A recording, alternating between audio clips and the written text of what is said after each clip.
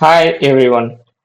இன்னைக்கு நிஃப்டி பார்த்தீங்கன்னா almost 321 points வந்து கேப் டவுன்ல ஓப்பன் ஆயிட்டு ஒரு 100 பாயிண்ட்ஸ் மட்டும் மேலே போயிட்டு இருந்துச்சு மார்க்கெட்டு. பட் 24,000 பிரேக் அவுட் பண்ணல. சப்போஸ் 24,000 பிரேக் அவுட் பண்ணியிருந்தா ஒரு ஸ்ட்ராங் பை இன்னைக்கு கிடைச்சிருக்கும். இன்னைக்கு நிஃப்டியோட எக்ஸ்பைரின்றதுனால இதுக்கு மேலே கவர் பண்ண முடியல. ஸோ நேத்தே ஒரு சஜஷன் கொடுத்துருந்தேன், இந்த ஏரியாக்குள்ள எந்த ஒரு 200 பாயிண்ட்ஸுக்கு வந்து செல்லோ பையோ எடுக்க வேண்டாங்கிற மாதிரி. மார்க்கெட்டே இன்னைக்கு வந்து கேப் டவுன்ல தான் ஓப்பன் ஆயிருக்கு. பட் இதோட நாளைக்கான வியூஸ் எப்படி இருக்கும் அப்படின்னு பார்த்தோம்னா, இந்த ஏரியா 23,885 அந்த ரேஞ்சில் வந்து ஸ்ட்ராங் சப்போர்ட்டா இருந்துட்டு இருக்கு.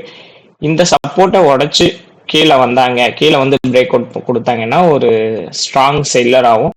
அதே போல பையா இருக்கணும் அப்படின்னு பார்த்தீங்கன்னா 24,000 பிரேக் அவுட் பண்ணி சஸ்டைன் ஆகணும்.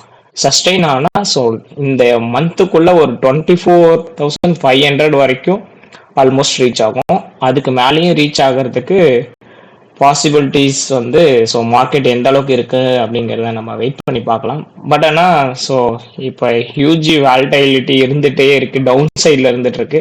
இந்த மாதிரி மேலேயும் போகுமா அப்படின்னா போகிறதுக்கு சான்சஸ் இருக்கு. ஏன்னா மார்க்கெட்ல இப்போ ஸோ நம்ம எதிர்பார்க்கறதெல்லாம் சில நேரத்தில் நடந்துட்டு இருக்கு. ஸோ இந்த இதுலயே வந்து அதிகமா 300+ பாயிண்ட் கேப் டவுன்ல இன்னைக்கு மார்க்கெட் ஓப்பன் ஆயிருக்கிறதுலாம் ரொம்ப பெரிய வால்டிலிட்டி. ஸோ அதுவும் டவுன் சைட்ல ஓப்பன் ஆயிட்டு இருக்கு. ஸோ வெயிட் பண்ணி நாளைக்கு எப்படி மார்க்கெட் இருக்கு அப்படிங்கிறத பார்க்கலாம். இந்த மாதிரி ஸோ மார்க்கெட்டை ஃபுல்லாக ப்ரொடெக்ட் பண்ணிட்டு அதுக்கேற்ற மாதிரி செல் பை எடுக்கணும், ஸோ மார்க்கெட்டில் ஓரளவுக்கு ப்ராஃபிட்டபிளாக இருக்கணும் அப்படின்னு எக்ஸ்பெக்ட் பண்ணீங்க.